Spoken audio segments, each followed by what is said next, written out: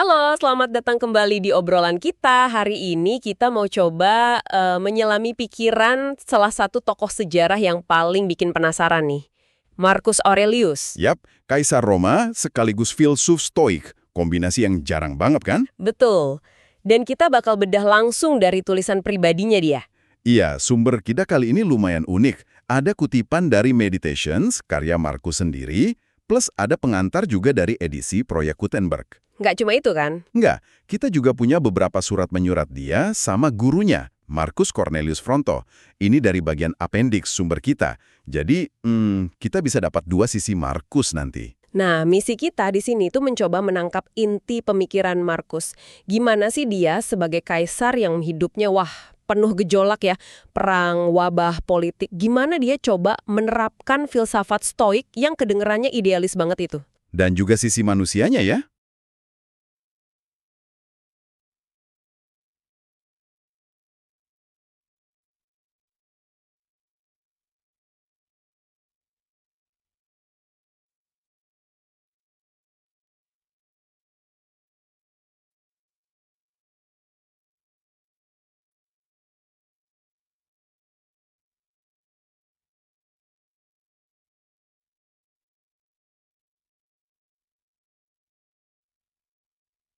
Iya, itu dia. Lewat catatan pribadi dan surat-suratnya. Siapa tahu Anda bisa dapat pencerahan atau ide yang kepake buat hidup Anda sekarang. Oke, kita mulai kupas ya. Sip. Mungkin sedikit konteks dulu kali ya. Marcus Aurelius ini jadi kaisar Roma dari tahun 161 sampai 180 Masehi. Dia sering disebut salah satu dari 5 kaisar baik, tapi pemerintahannya itu nggak gampang sama sekali. Banyak masalah gitu ya. Banget. Perang di perbatasan, terus ada wabah penyakit parah juga, namanya wabah Antoninus. Nah, Meditations ini penting buat diingat. Ini bukan buku yang dia tulis buat orang lain. Oh, jadi bukan buat publikasi. Bukan. Ini lebih kayak jurnal pribadi atau catatan pengingat buat dirinya sendiri. Isinya ya refleksi dia. Ditulisnya juga nggak sekali duduk, tapi di berbagai kesempatan. Bahkan pas lagi di kamp militer dekat medan perang. Serius? Sambil perang gitu? Iya, contohnya buku pertamanya itu disulis pas dia lagi kampanye lawan suku Kuadi di perbatasan Danub. Jadi kebayangkan situasinya kayak apa? Wow, jadi ini beneran kayak kesempatan langka ya buat ngintip langsung ke dalam pikiran seorang pemimpin besar yang lagi bergelut sama pertanyaan-pertanyaan fundamental soal hidup, mati, kebajikan, di tengah semua kekacauan itu. Persis. Kita bisa lihat pergulatan internalnya dia, gimana dia berusaha keras menerapkan prinsip filosofis yang ya lumayan tinggi standarnya di tengah tekanan yang nggak main-main. Kalau gitu kita mulai dari mana nih? Biasanya kan orang mulai baca Meditations dari buku pertama ya, yang isinya uniknya malah ucapan terima kasih gitu. Betul, dan ini langsung nunjukin satu hal penting soal Marcus. Kesadarannya akan hutang budi dan gimana karakter seseorang itu dibentuk oleh lingkungan dan orang-orang di sekitarnya. Jadi dia nggak ngerasa jadi sendiri gitu ya? Nggak sama sekali. Dia nggak cuma menyebut nama, tapi spesifik banget ngasih tahu pelajaran apa yang dia dapat dari masing-masing orang. Misalnya, dari kakeknya Anicius Verus, dia bilang belajar soal kelembutan, rendah hati, dan pentingnya nggak gampang marah. Menahan amarah ya, penting tuh. Terus dari ibunya Domitia Lucilla, meskipun ibunya meninggal pas dia masih muda, dia merasa dapat pelajaran soal kesalehan, kedermawanan, dan gaya hidup yang jauh dari kemewahan. Sederhana gitu. Detail banget ya dia ngingetnya. Bukan sekedar formalitas makasih ya gitu. Ada lagi figur kunci yang dia sebut. Kayaknya daftarnya lumayan panjang di buku satu itu. Oh banyak. Ada Diognetus yang katanya ngajarin dia buat nggak ngurusin hal-hal sepele, terus nggak gampang percaya sama takhayul atau dukun-dukun gitu. Dan yang penting, mulai cinta sama filsafat. Awal mula ketertarikannya di filsafat ya. Iya. Terus ada lagi yang krusial banget. Namanya Junius Rusticus. Nah, Rusticus ini yang benar-benar ngedorong Marcus buat serius dalam memperbaiki diri. Nggak cuma ngejar jadi sofis ahli retorika yang kadang, ya gitu deh, lebih mentingin gaya daripada isi, tapi beneran mendalami filsafat. Jadi Rusticus ini yang ngasih arah gitu ya? Bisa dibilang gitu. Rusticus juga yang ngenalin dia ke karya-karya Epictetus, salah satu filsuf stoik besar lainnya. Terus ada Apollonius dari Chalcedon, ngajarin soal kemandirian sejati, nggak goyah sama nasib buruk, kayak kehilangan anak, dan harus selalu berpegang pada akal sehat, pada nalar. Itu pasti kepake banget pas jadi kaisar. Pasti. Ada lagi Severus yang ngajarin dia pentingnya cinta keluarga, terus konsep negara hukum yang adil buat semua orang, nggak pandang bulu, plus harus optimis dan terus terang. Dari Maximus, dia belajar penguasaan diri, tetap ceria meskipun lagi sakit, dan tampil apa adanya, nggak dibuat-buat. Dari semua figur ini, pengaruh Antoninus Pius, ayah angkatnya yang juga kaisar sebelum dia, itu sering disebut paling besar ya. Apa sih konkretnya yang bikin Markus kagum banget sama Antoninus? Pertanyaan bagus. Markus ngelihat Antoninus itu kayak, teladan sempurna lah, baik sebagai pemimpin maupun sebagai manusia. Dia kagum sama kelembutannya yang konsisten, tapi juga keteguhannya setelah ngambil keputusan yang udah dipikir matang-matang. Nggak pernah gegabah. Jadi lembut tapi tegas gitu ya? Iya, Antoninus juga katanya rajin banget, mau dengerin masukan dari siapa aja demi kebaikan publik, terus adil, dan sederhana luar biasa gaya hidupnya soal makanan, pakaian, tempat tinggal. Dia juga menghargai filsuf beneran, nggak gampang terbuai sama pujian, dan punya cara jaga kesehatan yang seimbang, nggak berlebihan. Wah, banyak banget ya pelajarannya. Makanya Markus juga sampai bilang, makasih ke para dewa, karena udah dikasih keluarnya baik, guru-guru hebat, dan ngerasa diselamatin dari kesalahan-kesalahan fatal atau godaan pas masa muda, terutama pas dia mulai tertarik filsafat. Saya kepikiran dia nggak cuma bilang terima kasih Kate, tapi spesifik belajar menahan amarah darinya. Atau dari Antoninus, keteguhan setelah pertimbangan matang. Itu nunjukin level introspeksi dan observasi yang luar biasa ya dari awal. Dia benar-benar membedah kualitas-kualitas itu. Tepat sekali. Ini bukan cuma daftar nama, tapi analisis mendalam tentang fondasi karakternya dia. Dan ini jadi semacam landasan penting buat ngerti kenapa dia begitu tertarik sama filsafat yang fokus ke pengembangan diri dan kebajikan internal. Oke, dari fondasi personal itu, sekarang coba kita lihat inti ajaran stoicisme yang jadi pegangan Markus yang tergambar jelas di Meditations.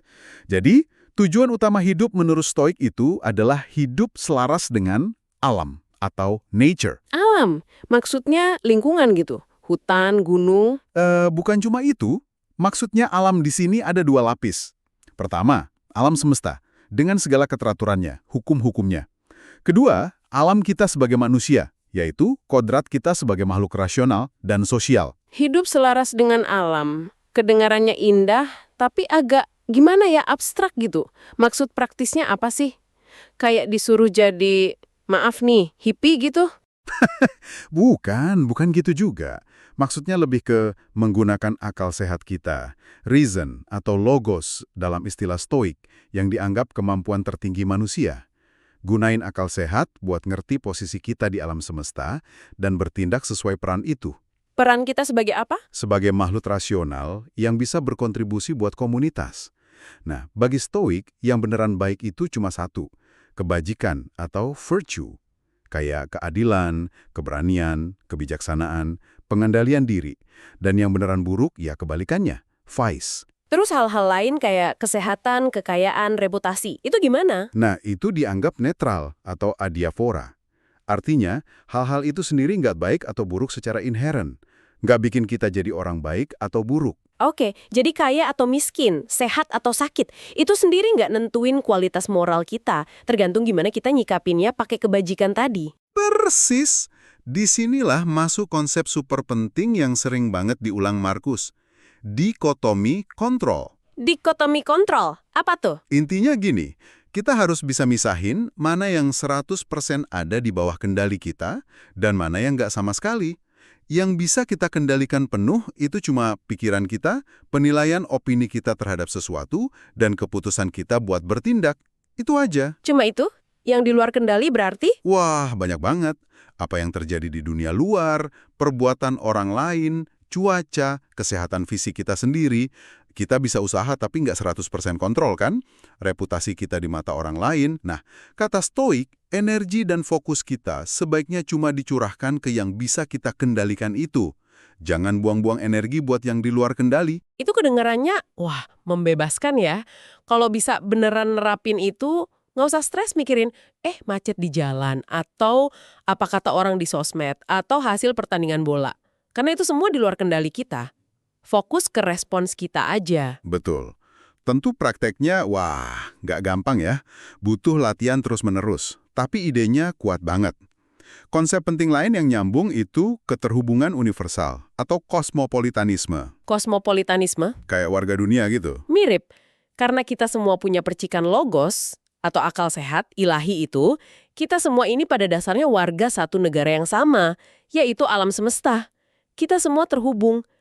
Makanya kita punya tugas buat saling bantu dan bekerja demi kebaikan bersama, common good. Marcus sering banget nulis soal kewajiban sosial ini.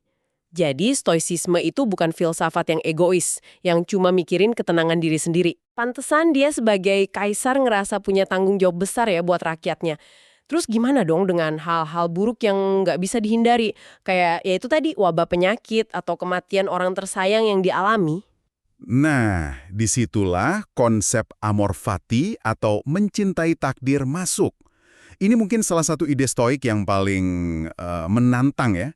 Intinya adalah menerima semua yang terjadi, baik atau buruk menurut kita, sebagai bagian dari rencana besar alam semesta yang rasional dan gak terhindarkan. Menerima aja gitu, pasrah. Lebih dari itu, bukan cuma nerima pasrah, tapi memilih untuk mencintainya, seolah-olah kita sendiri yang merancangnya.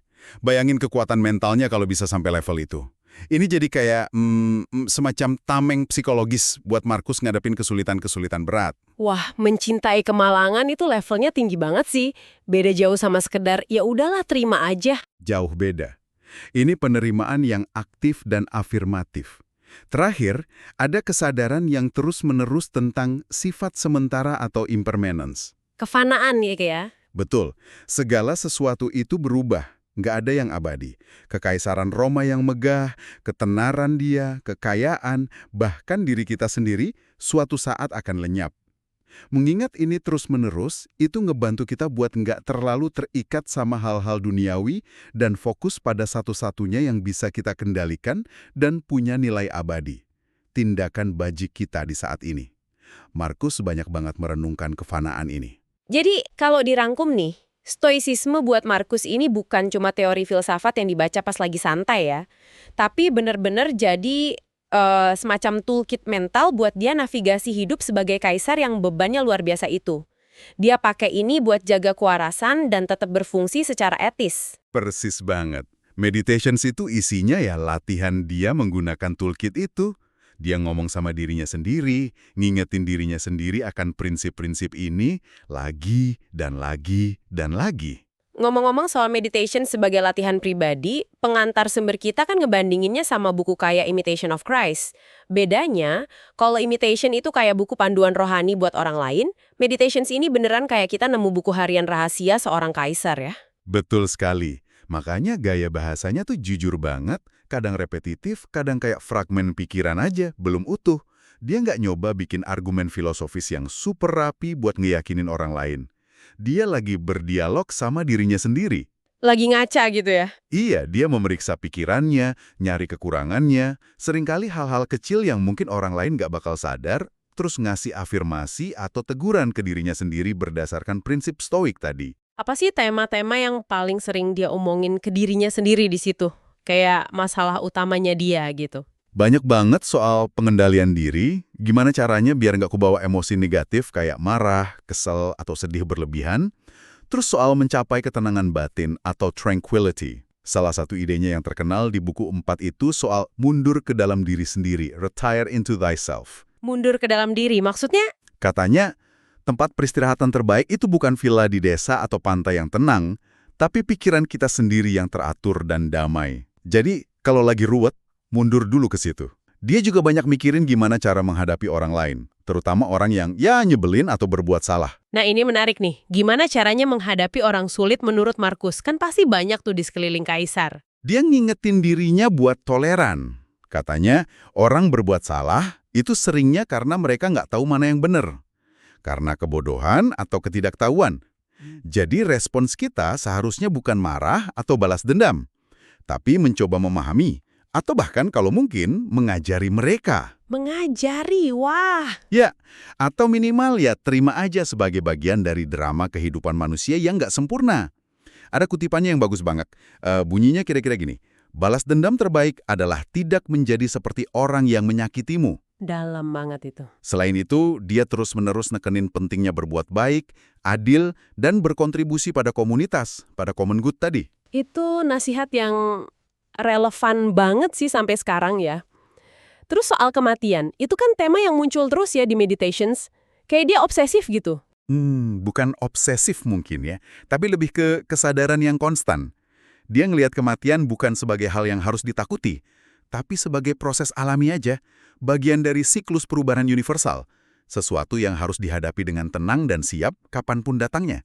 Jadi kayak ya udah memang begitu adanya gitu ya. Iya, dia sering ngingetin dirinya sendiri kalau hidup ini pendek, jadi jangan sia-siain waktu buat hal nggak penting atau ngejar kesenangan sesaat. Dan kebahagiaan sejati menurut dia di buku 8, itu bukan soal kesenangan atau pencapaian eksternal, tapi ada di dalam diri, kecenderungan jiwa yang baik, keinginan baik, tindakan baik. Kalau dibaca keseluruhan, emang kerasa ada nada, gimana ya, lelah tapi tabah, gitu. Strenuous weariness, istilah di pengantarnya.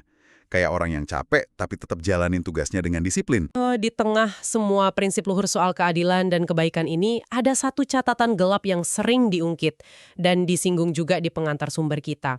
Sikapnya terhadap umat Kristen waktu itu. Gimana sumber kita ngejelasin ini? Ya, pengantar itu menyebut ini sebagai satu-satunya noda dalam catatan hidup Markus yang dikenal sangat menjunjung tinggi keadilan. Dikatakan di situ bahwa Markus tampaknya cuma kenal umat Kristen dari laporan-laporan negatif atau mungkin fitnah yang beredar saat itu. Jadi dia nggak kenal langsung gitu? Tampaknya begitu menurut sumber ini. Dan selama pemerintahannya, memang tercatat ada beberapa kasus penganiayaan terhadap umat Kristen di provinsi-provinsi tertentu. Meskipun perlu dicatat juga, peran langsung Markus dalam memberi perintah penganiayaan itu masih jadi perdebatan di kalangan sejarawan. Oke, jadi kompleks ya masalahnya. Iya. Dan penting kita garis bawahi di sini ya, kita hanya menyampaikan apa yang tertulis di sumber yang kita gunakan ini, tanpa bermaksud memberi penilaian atau mengambil sikap terhadap isu sejarah yang rumit ini. Kita fokus ke pemikiran Markus dari teks yang ada. Oke, poin penting untuk dicatat. Kita fokus pada apa yang ada di materi kita. Nah, tadi kita udah banyak banget bahas meditations yang isinya refleksi filosofis yang dalam banget. Kadang berat ya. Tapi kita juga punya sumber lain yang menarik nih. Surat menyurat Marcus Aurelius sama gurunya, Marcus Cornelius Fronto. Katanya ini bisa ngasih lihat sisi lain dari Marcus ya, yang beda banget. Banget? Ini kayak kontras yang menarik gitu. Fronto ini guru retorika Markus waktu muda. Retorika itu kan seni bicara dan menulis indah. Penting banget buat bangsawan Roma zaman itu. Nah, sebelum Markus lebih jatuh cinta ke filsafat Stoik lewat Rusticus, dia ini murid kesayangannya Fronto. Hubungan mereka gimana? Formal guru-murid aja? Justru enggak. Kelihatan akrab banget, penuh kasih sayang. Di surat-suratnya itu, mereka nggak cuma ngomongin pelajaran retorika, tapi juga curhat soal kesehatan, keluarga, sampai kadang saling kritik atau kasih nasihat loh. Ada contoh kasus soal Herodes Atticus di appendix sumber kita, di mana Markus muda kelihatan berani ngasih masukan ke gurunya soal itu. Ini nunjukin kedekatan mereka. Wah, beda banget ya kesannya sama meditations yang isinya ngomong sama diri sendiri. Kayak apa sih gaya bahasanya di surat-surat ke Fronto itu? Bisa kasih contoh? Jauh lebih personal dan ekspresif. Markus sering manggil Fronto pakai sebutan sayang. Oh, Frontoku sayang. Atau jiwa termanisku. Pernah dia nulis pas lagi kangen banget. Katanya, aku merindukanmu lebih dari Roma itu sendiri. Kebayang nggak calon kaisar ngomong gitu ke gurunya? Iya ya, manis banget. Jauh dari image kaisar filsuf yang jaim dan tenang terus itu. Terus, dia cerita apa aja soal kehidupan sehari-harinya? Macem-macem banget. Dia cerita soal rutinitasnya pas lagi di villa di luar kota. Kayak belajar sampai malam, terus bangun pagi buat jalan-jalan, atau berburu kadang dapat buruan, kadang enggak. Dia cerita jujur aja. Lucu juga ya. Iya. Terus makanannya sederhana katanya. Roti, sayur. Dia juga cerita soal baca penulis Latin kuno kayak Ennius dan Plautus. Itu bagian dari latihan retorikanya sama Fronto. Dia juga suka ngeluh loh di suratnya. Ngeluh?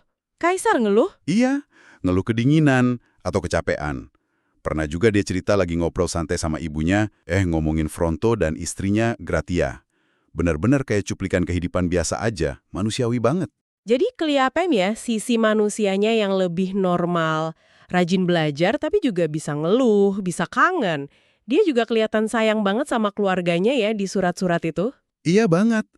Dia sering nyeritain soal anak-anaknya, kelihatan seneng banget kalau mereka lagi sehat, tapi juga sedih dan khawatir luar biasa kalau mereka lagi sakit. Ini nunjukin sisi kebapaannya yang kuat, yang mungkin nggak terlalu kelihatan di Meditations. Surat-surat ini juga nunjukin peralihan minatnya nggak sih dari retorika ke filsafat? Kelihatan banget.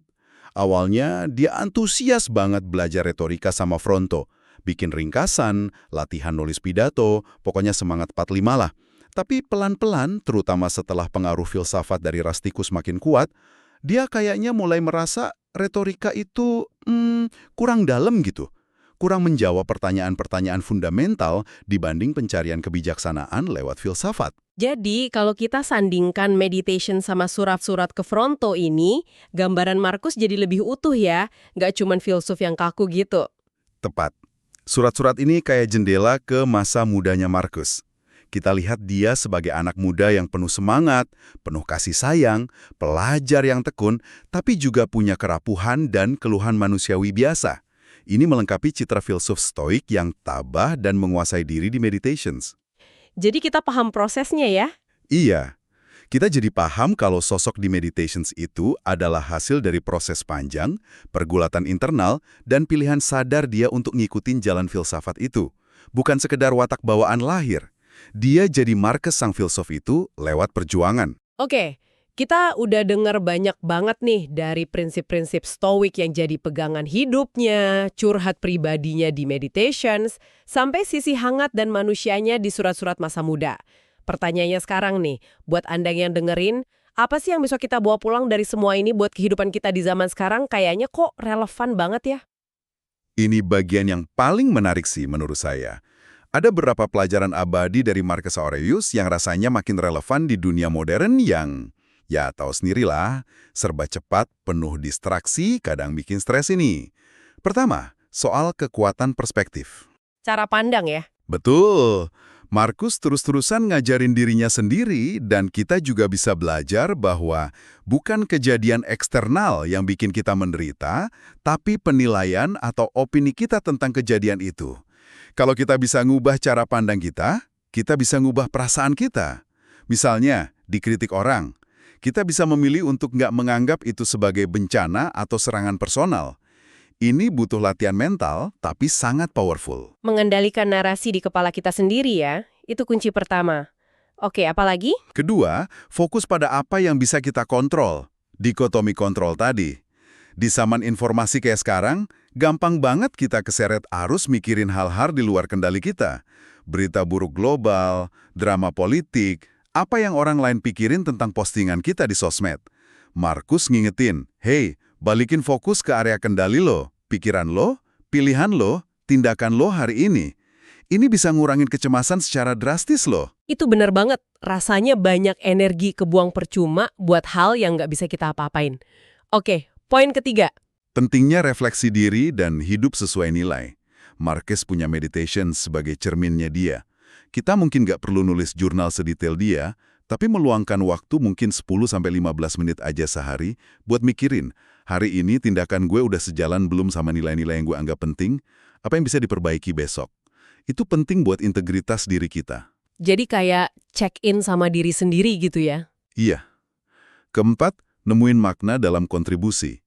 Marcus, dengan segala kuasanya sebagai kaisar, tetap merasa tugas utamanya adalah melayani kebaikan bersama. Kita juga bisa cari makna, gak harus skala besar kayak kaisar, tapi dalam peran kita di keluarga, di pekerjaan, di lingkungan. Gimana kita bisa sedikit aja berkontribusi positif buat orang lain atau komunitas. Itu bisa ngasih rasa tujuan. Dan yang terakhir yang mungkin paling berat tadi, soal kefanaan. Gimana cara ngambil pelajaran dari situ? Iya, menghadapi fakta bahwa hidup ini sementara, segala sesuatu berubah dan akan hilang. Konsep amor fati dan kesadaran impermanence tadi, ini bukan buat bikin kita jadi pesimis atau nihilistik ya, justru sebaliknya. Maksudnya? Biar kita lebih menghargai momen saat ini. Nggak nunda-nunda kebaikan atau hal penting. Biar kita nggak terlalu terikat sama hal-hal material atau status yang toh bakal hilang juga. Menerima kefanaan itu justru bisa bikin kita hidup lebih penuh, lebih berani, dan lebih fokus pada apa yang benar-benar penting. Mungkin itu ya kenapa Marcus Aurelius, seorang kaisar dari hampir 2000 tahun lalu, tulisannya masih dibaca dan relevan banget sama orang-orang di abad ke-21 ini. Kejujurannya dalam bergulat dengan pertanyaan-pertanyaan universal manusia soal tugas, hubungan, kehilangan, makna hidup, itu bikin kita merasa, nggak sendirian gitu dalam pergulatan kita sendiri. Jadi kita sudah coba menggali pemikiran Marcus Aurelius lewat Meditations dan juga surat-suratnya. Kita lihat gimana dia berusaha menerapkan stoicism dalam hidupnya yang penuh tantangan, gimana pengaruh orang-orang di sekitarnya ngebentuk dia, sampai sisi personalnya yang lebih hangat. Terima kasih banyak sudah menyimak obrolan mendalam kita kali ini. Sebelum kita tutup, saya mau lempar satu pertanyaan nih buat Anda renungkan sendiri di rumah. Kita tahu kan Meditations itu catatan super pribadi yang kayaknya nggak pernah diniatin buat dibaca orang lain sama Marcus Aurelius. Nah, coba bayangkan seandainya Marcus Aurelius tahu, entah gimana caranya, kalau ribuan tahun setelah dia meninggal, jutaan orang di seluruh dunia bakal baca, menganalisis, bahkan mungkin mengutip pikiran-pikiran terdalam dan pergulatan batinnya itu.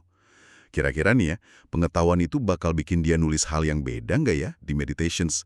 Atau malah sebaliknya, pengetahuan itu justru akan semakin memperkuat kejujuran dan ketulusannya dalam merefleksikan hidupnya apa adanya, tanpa filter. Wah, pertanyaan yang bikin mikir banget tuh. Silakan direnungkan ya. Sampai ketemu lagi di pembahasan kita berikutnya. Tetaplah penasaran dan terus menggali lebih dalam.